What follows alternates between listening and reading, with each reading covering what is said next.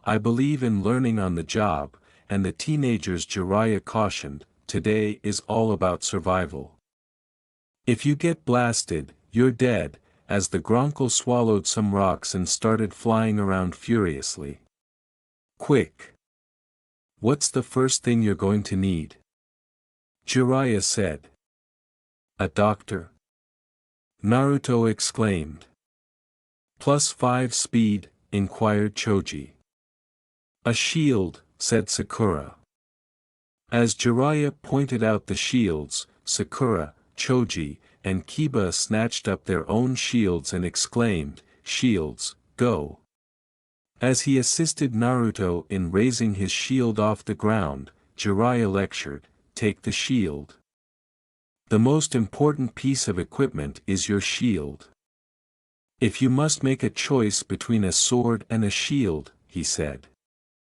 In the meantime, Lee and Tenten, the twins, used the same shield and got into a small altercation.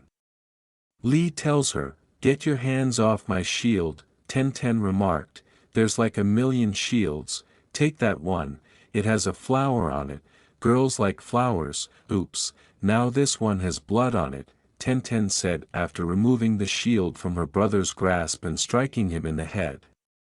The 4 surviving teenagers pounded their weapons against their shields as the Gronkle blasted them and knocked them down while the twins were fighting. "Lee! Tenten! You're out!" Gabber exclaimed. "Those shields are good for another thing, noise. Make lots of it to throw off a dragon's aim." The Gronkle soon appeared to be becoming light-headed and confused. "All dragons have a limited number of shot, how many does a Gronkle have?" Kiba guessed, 5. "No, 6, exclaimed Choji. When Gabber said, "Correct, 6. That's one for each of you," the Gronkle demolished Choji's shield from where he was carrying it. He screamed and ran away, saying, "Choji, out." Naruto exhaled deeply once he was able to hide behind a stack of wood. Jiraiya yelled, "Naruto, get in there." He sighed and went outside, only to dive back in as the Gronkle nearly blasted her. The Gronkle then turned to find Sakura and Kiba. Kiba remarked nonchalantly, "So anyway, I'm moving into my parents' basement," while Sakura dove beside him, obviously unconcerned. Kiba went on, "You should come by sometime to work out, you look like you work out," as Sakura rolled to the side just as the Gronkle was about to shoot him. Thinking Kiba was preoccupied, the Gronkle took the shot and got him. "Kiba! You're done," exclaimed Gabber. Sakura now approached Naruto, who crouched on her knees behind him. "So I guess it's just you and me, huh?" Naruto grinned. When the Gronkle's fire struck Naruto's shield, he quickly lifted it and sent it rolling across the arena instead of killing it. "Nope, just you," she said, rolling out of the path.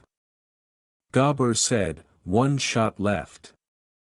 The dragon decided to pursue Naruto.